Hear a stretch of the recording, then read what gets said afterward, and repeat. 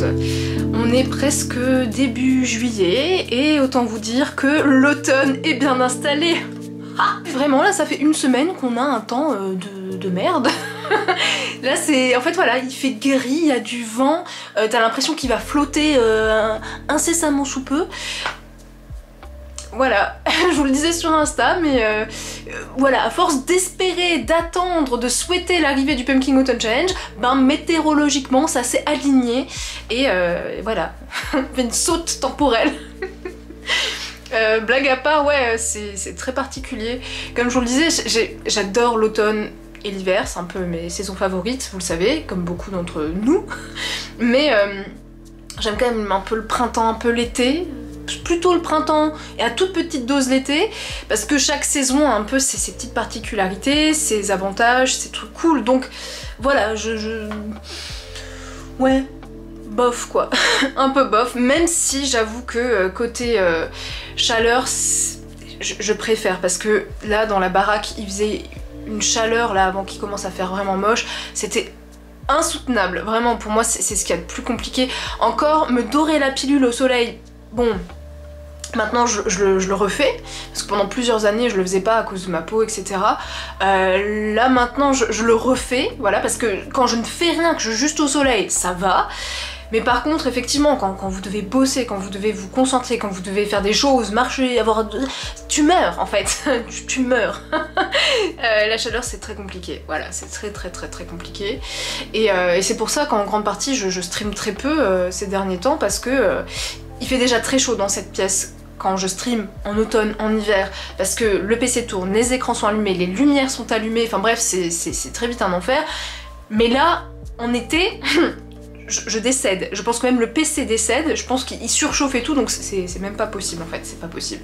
J'aurais pu streamer là cette semaine, mais il m'a fallu un temps monstre pour que la maison se rafraîchisse, enfin, c'était un peu délicat. J'avais envie de vlogger tranquillement, parce que je suis en train de faire des petites découvertes littéraires, j'ai vu des petites choses sympas et j'avais envie de vous montrer tout ça. J'ai découvert un audiobook exceptionnel la semaine dernière. Je l'ai pas encore terminé parce que du coup en même pas 2-3 jours j'avais déjà bouffé presque 50% du bouquin, ouais j'en suis à 50%, 46 peut-être pour ces eaux là.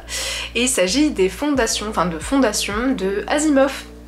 Ça faisait partie des classiques de la littérature SF que je voulais absolument lire à un moment ou un autre. Et là sur Audible pendant 3 mois je payais moitié prix mon abonnement. Et donc du coup j'avais 3 crédits à dépenser et j'ai pris les Fondations. Enfin j'avais déjà pris les Fondations, là j'ai pris le tome 2. Et tout bêtement, un matin je travaillais sur mon illustration et j'avais envie de mettre un truc, mais j'avais la flemme de mettre une vidéo YouTube, pas très envie, pas envie de mettre une série, enfin bref. Et j'ai lancé ça, et ça a été une très grosse surprise positive.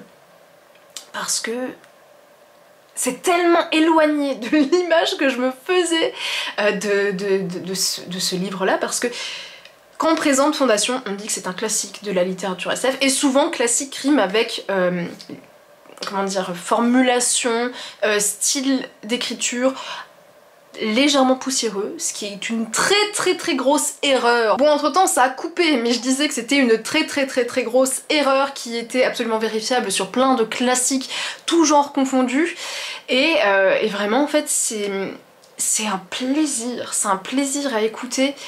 Alors c'est peut-être parce que justement j'écoute le livre et je ne le lis pas. Je pourrais pas vous faire d'autres retours que celui-ci, parce que je compte pas le lire en papier, je compte vraiment continuer à l'écouter parce que déjà le narrateur est très bon, il incarne très bien ses personnages et il est très posé, enfin moi ça, je matche bien avec ce narrateur, mais en fait personnellement je trouve que pour de la science-fiction on a certes des termes peut-être parfois scientifiques, mais de mon point de vue, même si peut-être on ne les comprend pas toujours, même si c'est quand même relativement bien expliqué, je pense que même si on venait à ne pas retenir tous ces termes-là, on pourrait tout à fait comprendre ce qui se passe. Moi qui faisais autre chose en même temps, comme je vous disais, j'arrivais à suivre l'histoire, mais comme ça, c'était d'une fluidité, c'est absolument pas pompeux, c'est juste ce qu'il faut, quand il faut, et c'est absolument passionnant. Vraiment, je passe un moment génial. C'est très frais en fait, c'est très frais. Même si les thématiques abordées évidemment ne le sont pas nécessairement, parce qu'on est quand même dans un... comment dire, dans une situation très lointaine, mais où c'est un peu... ça commence à sentir la saucisse, tu vois. Ça se passe pas très bien. Mais moi ce que j'aime particulièrement, je pense, dans ce premier tome, même si je l'ai pas encore terminé, hein, je vous en dirai des nouvelles quand je serai à la fin du tome 1, mais en fait, on est vraiment un petit peu dans les coulisses du chaos. À quelque part. On est un petit peu dans le bac, du point de vue politique, scientifique forcément, parce que Fondation est justement une planète, enfin une institution installée par la suite sur une planète, je vais pas vous en dire trop, scientifique, purement scientifique, et vraiment je trouve ça génial parce que il y a, comment dire, c'est une sorte de point de vue calme, posé, très stratégique par moment, d'une situation qui, à l'extérieur, est complètement chaotique et complètement, au bord du gouffre en fait. Et c'est, voilà, cette sorte de différence, personnellement, me plaît beaucoup. Parce qu'on parle de tout ce qui se passe à l'extérieur, qui est à l'extérieur, autour, qui est quand même très grave, et pourtant là on voit juste en fait à quel point les réflexions, parfois même le charisme, peuvent changer beaucoup de choses, et je trouve que ça fonctionne particulièrement bien.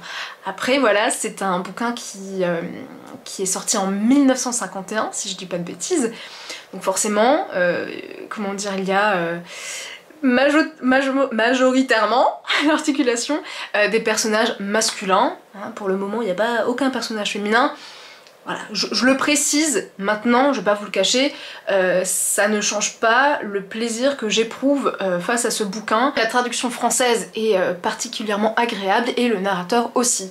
Donc voilà, très belle découverte. Et alors ce qui est un peu drôle, c'est toujours ce genre de coïncidence sortie de nulle part.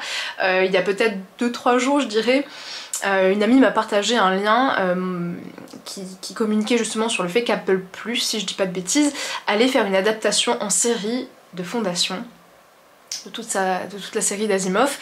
Et effectivement, je l'ai regardé, c'est très joli et tout, mais moi je reste toujours un petit peu sur mes gardes parce que avec leur folie des grandeurs, le côté très limite ostentatoire où on veut qu'il y ait toujours plein d'actions, un côté très hollywoodien quelque part où voilà, il faut capter le spectateur, c'est vrai que voilà, si un jour ça sort effectivement, je le regarderai, mais par contre j'espère sincèrement que j'aurai bien avancé dans cette série d'Asimov, parce que comme je vous le dis, moi ce qui marche en tout cas sur moi avec Fondation, c'est qu'on est vraiment dans les coulisses du chaos. Voilà, à quelque part, je sais pas, c'est comme ça que moi je vois les choses. On est vraiment dans les coulisses, il y a une sorte de calme, mais teinté de beaucoup de tension. On sent quand même l'ambiance, c'est très puissant.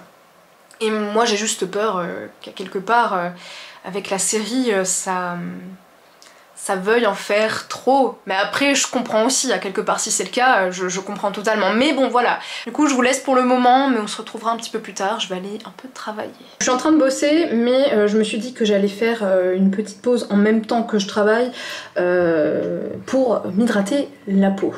Il se trouve que la reine mère du maquillage,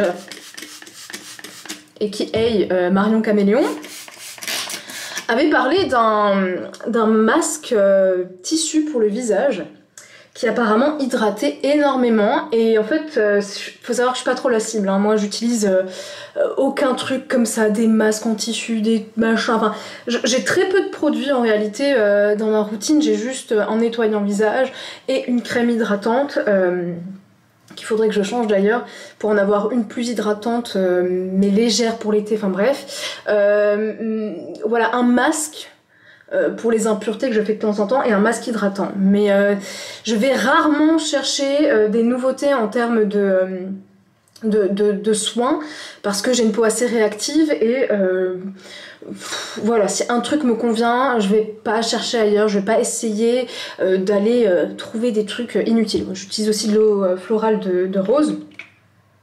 Et en général, je fais quand même assez attention à la composition de ce que j'utilise. Donc c'est vrai que pour moi, masque en tissu, ça rime pas nécessairement avec qualité et avec bon composant. Voilà, donc j'ai jamais été vraiment attirée par ça, mais cela dit, j'avais entendu ça et un jour je suis passée dans mon Leclerc, je suis passée devant et j'ai vu le masque dont elle parlait. Je crois que c'était celui-là.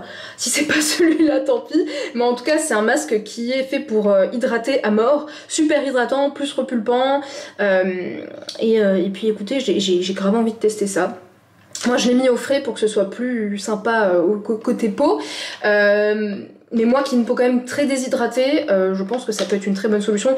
Après ne me dites pas il faut que tu boives de l'eau machin, je bois de l'eau mais j'ai quand même la peau sèche, c'est mon type de peau, je suis déshydratée, c'est comme ça, j'y peux rien, je l'ai depuis des années et des années, même en ayant de l'acné j'ai toujours eu la peau déshydratée, donc voilà, c'est mon truc. Évidemment, je me suis lavé les mains avant, j'ai mis mon eau florale pour enlever des potentiels résidus de sébum, mais je me lave le visage toujours le soir et je me nettoie le visage avec de l'eau florale de rose, du coup, le matin.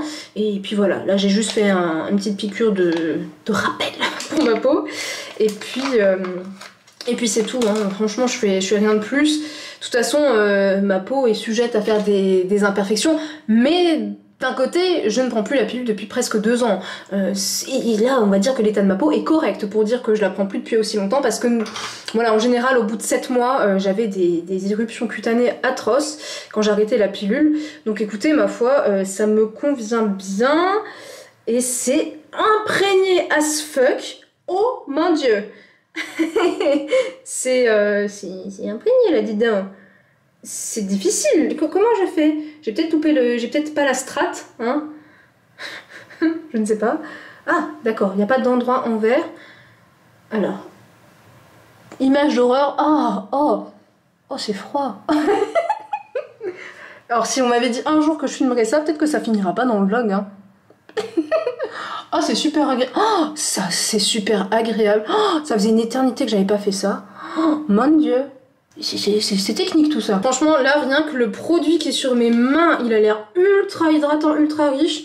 Alors après, de ce qu'il y a écrit, c'est infusé dans un équivalent d'une bouteille de sérum. On va peut-être se calmer, hein. On n'en est peut-être pas là.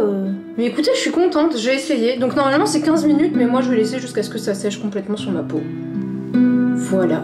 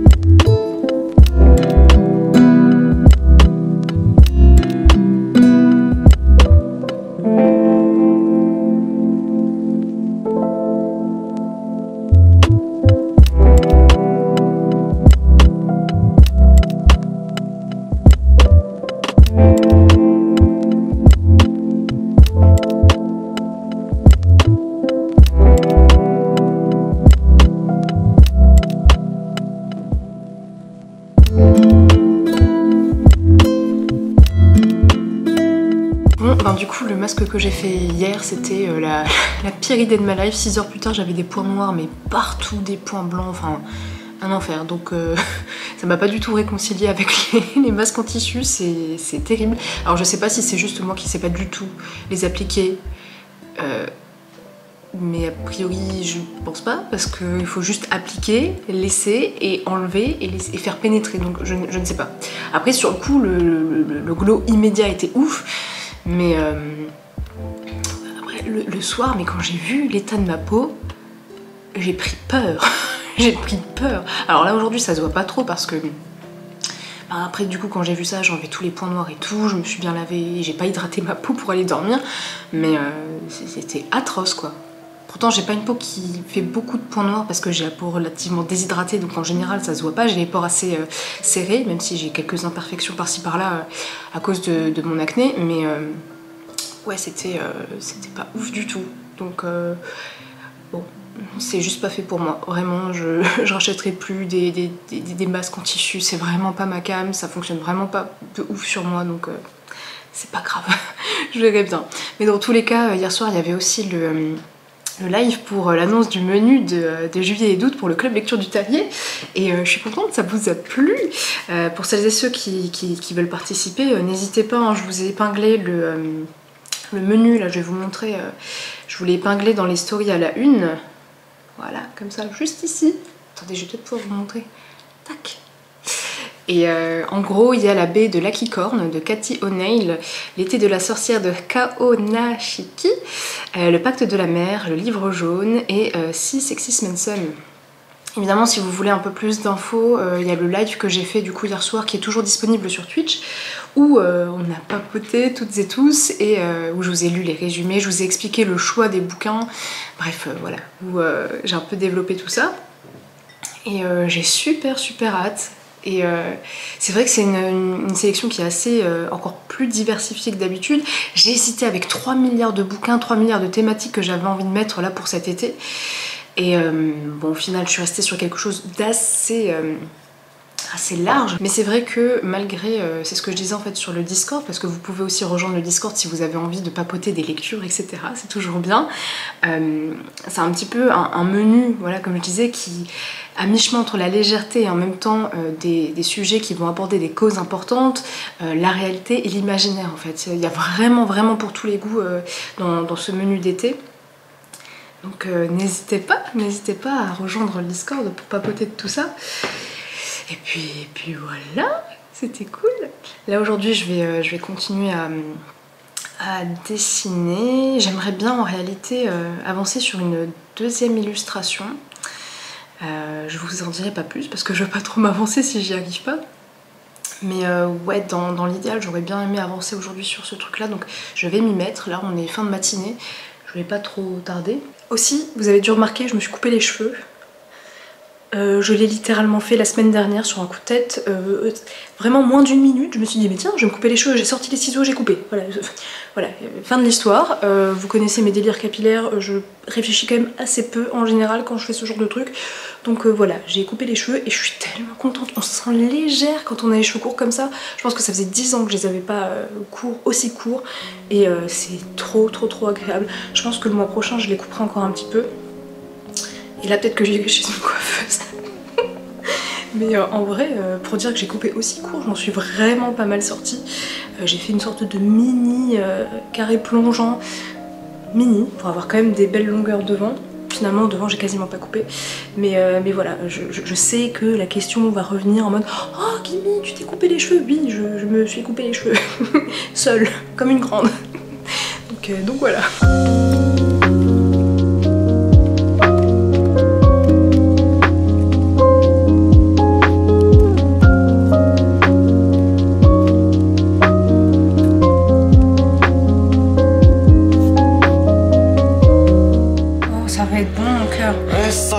Incontournable du temps jadis, vos âmes fournaient.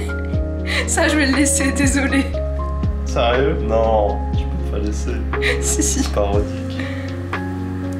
Tu peux pas aller. Si les fans ils vont être trop contents, ils vont retrouver les rêves. Mais je le fais pas bien. Mais c'est pas grave. Je vais avoir honte. Personne s'est quitté. Mais moi je sais que c'est moi. Ils vont kiffer. Ils vont se dire Monsieur du Terrier est un monsieur drôle. Je sais pas si t'as entendu, mais ce qui est la bonne idée, c'est quand on fait des patates au four, huile d'olive, romarin, poivre, ail, bébé, on se fait péter le bide. C'est un peu gras, mais it's worth.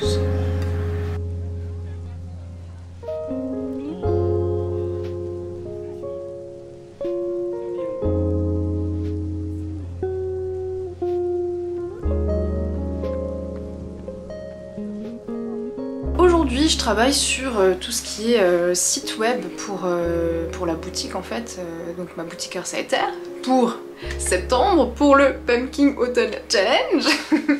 Bah oui, comme vous le savez, hein, ça fait quelques temps maintenant que je travaille sur le Pumpkin Autumn Challenge 2021, sur tout ce qui est visuel, en tout cas illustration thématique de cette année, que j'ai vraiment de plus en plus hâte de vous présenter. Et en fait voilà, j'ai eu plein d'emmerdes, de problèmes inattendus à des endroits auxquels vraiment je ne pensais pas avoir de soucis, mais bon, tout a été résolu, hein, à force de sueur et d'entêtement, on y arrive dans la vie. Et je voulais faire une petite pause tranquillou parce que j'avais acheté quelques petits bouquins. Alors rien de dingo, hein, vous allez voir, enfin rien de dingo. Il y en a certains dont je vous ai déjà parlé puisque je vous ai présenté les menus, enfin le menu de cet été pour le club de lecture, mais du coup je me suis procuré quelques bouquins justement pour pouvoir les lire durant cet été et j'avais envie de vous présenter tout ça, comme ça je vais pouvoir vous faire des petits inserts pour vous montrer les illustrations et tout quand c'est le cas. Et j'ai aussi chiné un petit bouquin qui était dans ma wishlist depuis super longtemps. Et ça j'ai trop hâte de vous montrer parce que je l'ai eu pour un prix dérisoire et oh là là, c'est trop bien. Je vais faire ça. Alors je vais commencer avec ce manga qui s'appelle Terrarium. Je l'ai repéré littéralement au hasard. Ça fait un bout de temps que je vais pas forcément flâner dans les librairies, dans les coins livres, etc. Tout simplement parce que je lisais moins et du coup je voyais pas forcément l'intérêt entre guillemets d'aller me faire envie, alors que c'était juste acheter pour stocker, ça ne me parlait pas beaucoup ces derniers temps. Donc voilà, on s'en fout un petit peu, mais je raconte un peu ma life, hein, c'est mon vlog. Mais ce bouquin là, il m'a tapé dans l'œil. Je vous ferai des inserts, mais alors déjà la couverture, j'étais littéralement charmée, et quand j'ai lu le résumé, alors on parlera après des illustrations, mais quand j'ai lu le résumé, ça a tapé dans mon petit cœur parce qu'on est un petit peu sur enfin on n'est pas un petit peu, on est complètement sur de la SF, post-apo semblerait-il, avec un récit qui va porter un propos écologique, semblerait-il, en tout cas au niveau du résumé, dans un monde en ruine où l'humanité est sur le déclin. Chico, la technologue d'investigation, et son petit frère Pino arpentent les colonies délabrées où des robots poursuivent leurs tâches comme si de rien n'était. Les deux explorateurs tentent de les accompagner dans leurs derniers souhaits, mais à quoi bon quand la fin approche d'heure en heure?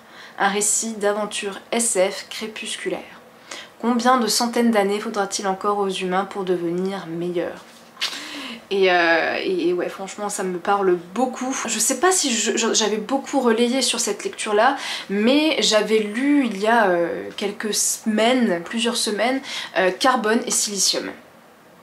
Et cette bande dessinée a été un coup de cœur phénoménal pour moi.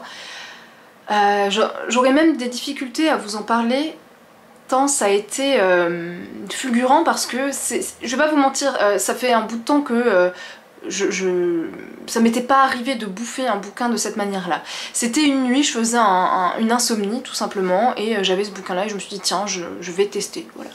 J'en ai entendu beaucoup de bien, j'ai entendu beaucoup de bien de l'auteur Mathieu Babli, si je dis pas de bêtises, donc je me suis dit que c'était voilà, un truc dans lequel je pouvais me lancer.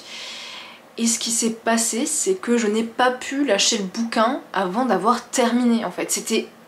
Ça m'a happé, ça m'a littéralement happé. Voilà, on commence, je ne sais pas m'exprimer parce qu'en plus c'était il y a plusieurs semaines, donc maintenant c'est plus tout frais. Mais en plus un coup de cœur, c'est toujours compliqué de parler d'un coup de cœur je trouve, c'est vraiment très dur. Surtout quand ça a été une claque comme ça, j'avais l'impression d'être devant une série, devant un film, devant quelque chose d'hyper cinématographique et en même temps avec une patte hyper singulière, voilà. Une patte graphique, une illustration ouais, très singulière qui peut-être ne plaira pas à tout le monde, mais qui à mon sens collait extrêmement bien avec le propos, un côté un peu décalé parfois avec des traits, des courbes qu'on n'a pas nécessairement l'habitude de voir dans les bandes dessinées, et En tout cas moi j'y étais sensible. J'ai été sensible aux traits, j'ai été sensible aux couleurs, j'ai été sensible à toute l'ambiance qui a été créée autour de Carbone et Silicium. C'est juste un coup de cœur. C'est également de la science-fiction où on va suivre 2 ordinateurs sur 300 ans. Voilà, je vais pas vous en dire plus parce que je pense que j'en ai peut-être déjà trop dit. Mais évidemment en 300 ans il se passe beaucoup de choses et c'est vertigineux. C'est vertigineux, déstabilisant, parfois pessimiste, parfois très lumineux, très humain à quelque part, souvent, tout le temps. Je pense que je vous en reparlerai.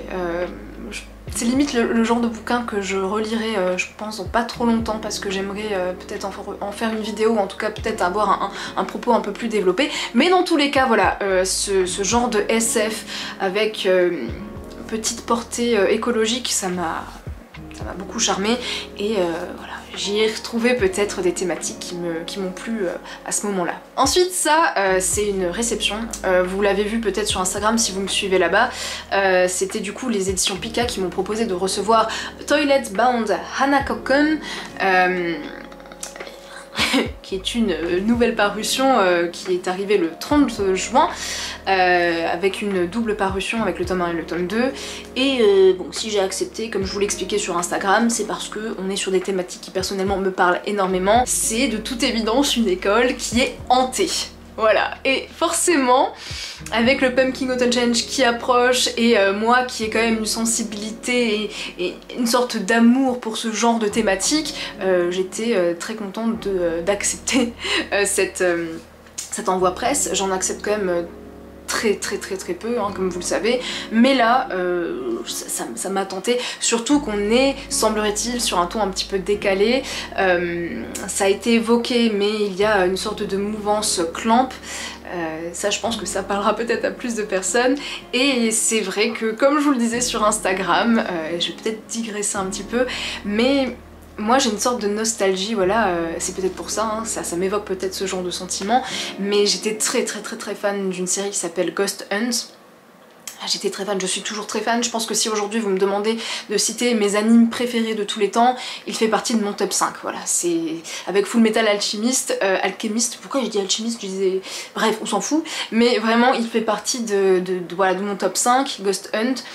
Et justement, dans cet animé-là, on suit Mai, qui est une orpheline, une lycéenne également, qui va flirter du coup avec le surnaturel jusqu'au point où elle va rejoindre une équipe de chasseurs de fantômes qui ont parfois des dons, des particularités, et voilà, forcément il y a plein de choses qui m'ont peut-être formée à ce moment-là de ma vie, et voilà, je suis sensible aux écoles, aux trucs hantés, aux machins, voilà. Même si je pense qu'on n'est pas du tout sur le même genre de ton, hein, Ghost Hunt c'était quand même très posé, voilà, c'était pas fait pour être comique, même si voilà, les personnages avaient parfois des pointes d'humour, ça va sans dire, chaque personnage a ses propres caractéristiques, son propre tempérament, ça c'est évident, mais là j'ai l'impression qu'on est quand même sur un truc un peu plus funky, un peu plus drôle, et j'ai hâte, je vous ferai des inserts, vous inquiétez pas, pour vous montrer un petit peu le style d'illustration. Toquez 3 fois à la porte des toilettes du 3e étage et l'esprit de Hanako vous exaucera. En plus moi ça m'a fait beaucoup rire quand j'ai vu qu'il y avait une histoire d'esprit dans les toilettes. J'ai pas pu m'empêcher de penser à Harry Potter avec Mimi Géniard. Voilà, j'ai trouvé ça comique. Déjà vous voyez une sorte de décalage dès le début. Une rumeur court sur l'existence de 7 mystères qui hantent les murs de l'école Kamome. Parmi ces faits inexpliqués, on raconte qu'un esprit du nom de Hanako se trouverait au 3e étage du plus ancien bâtiment et qu'il exaucerait le vœu de quiconque viendrait le trouver. En classe de seconde, dans cet établissement, Nene Yashiro a le béguin pour un garçon. Pourtant, malgré tous ses efforts, cet amour reste à sens unique. La jeune fille ne voit plus qu'une seule solution, s'en remettre à la légende de Hanako, sans se douter qu'accéder au bonheur requiert toujours une contrepartie. Voilà, donc effectivement on est bien au lycée. Mais ça a l'air trop cool. et je vous en donnerai des nouvelles évidemment. J'ai également acheté Si Sexisme and Son qui fait partie de la sélection pour le club lecture du Terrier de cet été. C'est un livre qui était dans ma wishlist depuis un bon petit moment et quand j'ai conçu le menu de cet été, je me suis dit que ce serait sympa d'avoir ce genre d'ouvrage dans la sélection. Alors en plus quand j'ai présenté le menu, que j'ai présenté le bouquin durant le live, on m'a dit que Margot liseuse, en avait parlé il y a pas très longtemps. Moi j'ai pas trop suivi parce que je prends pas trop le temps en ce moment de regarder des vidéos booktube, mais elle en a parlé et apparemment elle a beaucoup apprécié, donc si Margot a apprécié, a priori je me suis pas trop gourée sur ce livre dans la sélection. Mais en tout cas voilà, ça va être une bande dessinée, encore une fois je vous ferai des inserts, vous inquiétez pas, on va parler du sexisme ordinaire. C'est le genre de bouquin qui va a priori juste confirmer, asseoir des positionnements que nous les femmes, ou en tout cas personnes de genre féminin pouvons vivre au quotidien. Je suis pas sûre que je vais apprendre des choses que je ne connais pas, mais vous savez c'est le genre d'ouvrage je pense qui est bon à lire dans notre cas. Dans notre cas, dans la mesure où ça a presque un côté peut-être réconfortant, rassurant de se dire que ce qu'on vit, que ce qu'on ressent, que parfois cette sorte de révolte qu'on peut ressentir au quotidien, c'est pour de vrai en fait, c'est là, c'est pas juste un cas isolé, c'est quelque chose que plein de femmes expérimentent tous les jours. Donc voilà, après je l'ai pas encore lu donc j'en sais rien, hein. Moi c'est plus mon point de vue avant lecture que je vous donne, mais voilà, peut-être qu'il y a des situations auxquelles j'ai pas pensé évidemment, mais qui peut-être me parleront au moment où je vais lire le bouquin, mais je pense que c'est très intéressant et encore une fois ça je vous en ferai un retour, mais de toute manière là plus le bouquin que je vous présenterai après, on fera un bilan des lectures de cet été pour le club lecture sur la chaîne Twitch, vous inquiétez pas, donc on aura l'occasion d'en parler, je vous en parlerai, les personnes, les lecteurs, les lectrices qui souhaitent participer en vocal ou même à l'écrit dans le chat pourront aussi donner leur avis, donc ça va être quelque chose d'assez complet, assez intéressant, donc voilà. Ensuite la petite trouvaille dont je vous parlais juste avant qui est un livre d'occasion que j'ai trouvé du coup et qui était là dans ma wishlist depuis très longtemps, c'est L'Odalisque et l'éléphant. C'est vraiment un livre qui est pas récent du tout, hein. Il est de quelle année? Je vais peut-être pouvoir vous donner la date qui ne doit pas être très loin. 2014, voilà. C'est pas très récent mais c'est pas non plus ultra vieux, on va pas se mentir. C'est un bouquin que j'avais repéré à cause de ses illustrations qui m'avaient beaucoup parlé quand je les avais vues sur le net. Et en fait j'ai été surprise de voir que c'était finalement un plus gros bouquin que ce que je pensais, avec un format très mignon. Et en fait, encore une fois, petit insert, c'est vraiment un roman graphique, on peut dire. On va avoir toute une histoire parsemée d'illustrations, tantôt colorées, tantôt en noir et blanc, qui vont nous parler, de ce que j'avais compris, d'amour insolite. Et là je suis en train de voir, les mots d'origine arabe ou en arabe sont expliqués dans le lexique en fin d'ouvrage, très bien. Ah oui, ça a l'air super bien fait, oh, ça a l'air génial. En tout cas au niveau du résumé, Leïla a 7 ans. Toute petite odalisque, elle glisse sur ses babouches dans les couloirs ailés du palais. Elle rencontre le sultan. Il tombe amoureux. Paf. Tomber amoureux d'une odalisque minuscule à cause de ses oreilles, cela vous semble surprenant? Leïla a 15 ans. Le sultan reçoit un cadeau. Le plus énorme, le plus puissant, le plus sage, le plus courageux, le plus rond, le plus rare de tous les cadeaux. Leïla tombe amoureuse du cadeau du sultan. Cela vous paraît touchant? Approchez-vous. Je vais vous raconter des histoires impossibles, des histoires dont vous avez rêvé, des histoires que vous avez oubliées. Lisez, regardez, souvenez-vous. L'odalisque et l'enfant est une histoire qui rend toutes les histoires d'amour impossibles possibles. Alors, on comprend bien que déjà le postulat de base est un peu glissant, hein, c'est-à-dire le sultan qui tombe amoureux quand même d'une gamine de 7 ans, c'est compliqué. Mais effectivement, de ce que j'avais lu très brièvement sur le net, cette jeune odalisque, Leila, elle n'est pas du tout amoureuse et ne souhaite pas du tout être avec le sultan. Et est-ce que, bon, c'est pas vraiment un spoil, mais du coup elle tombe amoureuse de cet éléphant et on va suivre toute cette histoire. Donc je sais pas du tout où ça va aller, je sais pas quel ton ça va avoir, mais je suis très curieuse, voilà. Ça peut peut-être soulever certaines problématiques, certainement avec une certaine poésie au vu des illustrations, hein, je vous mettrai des inserts, pas d'inquiétude, pour que vous voyez un peu. Mais voilà, curieuse, j'en ai jamais entendu parler de ce bouquin-là, donc écoutez, une fois que je l'aurai lu, vous en aurez un petit retour. Mais je suis très contente d'avoir ce genre de petites pièces dans ma bibliothèque, j'espère que ce sera bien, sinon... ça restera pas dans ma bibliothèque et puis basta. Et enfin j'ai pris La baie de l'Aquicorne de Kay O'Neill. De ce que j'ai compris, on m'a signalé ça, l'auteur veut se faire appeler Kay à présent. Alors je vais essayer de genrer de manière non binaire parce que du coup je me suis pas renseignée, je sais pas si l'auteur-autrice souhaite être genrée au masculin ou si elle préfère qu'on la genre de manière... non définie, donc de manière non binaire. Dans tous les cas, voilà, je vais essayer de jongler sur ça. Mais maintenant, elle se fait appeler Kay O'Neill. Et c'est vraiment le bouquin que je voulais absolument dans ma sélection de cet été. Déjà, les illustrations sont incroyables. Pour les personnes qui se disent tiens mais ces illustrations me disent quelque chose, et oui, ce n'est pas pour rien, c'est parce que c'est l'auteuriste du Cercle du Dragonté, hein, que vous avez certainement vu passer, que je n'ai pas en ma possession, que je n'ai pas encore lu, mais que je rêve d'avoir dans ma bibliothèque à un moment ou un autre.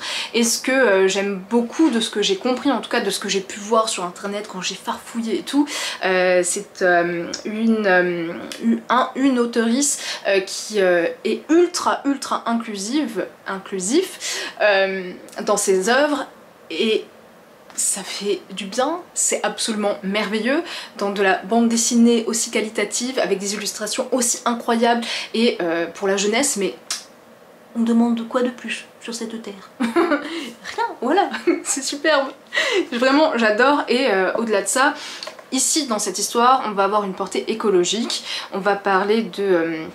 de récifs coralliens, on va y arriver, et ça va être hyper intéressant. Même à la fin on a des petites explications, hein. Je l'ai pas encore lu donc je peux pas trop vous en parler, mais pour sûr ce sera très cool à lire, à mettre dans toutes les mains, je pense. Je sais pas à partir de quel âge c'est conseillé, faudrait que je me renseigne.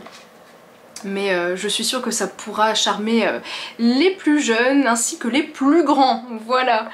Et vous allez voir les illustrations parce qu'effectivement, évidemment, je vais vous mettre des inserts, vous allez craquer, c'est sûr. Je suis désolée, hein. Je suis pas désolée. C'est Gimi du montage qui vous fait une petite outro parce qu'en fait j'ai complètement zappé de la tournée, tout simplement pour vous souhaiter du coup un bon été. J'espère que vous profitez bien.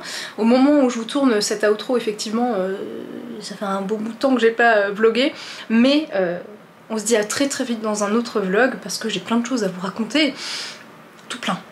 Et du coup ce vlog là arrivera certainement semaine prochaine ou semaine d'après. Ce sera un peu plus rapproché que le vlog là. Donc voilà, je vous fais tout plein de gros bisous, prenez soin de vous, profitez tant que vous pouvez et à très vite.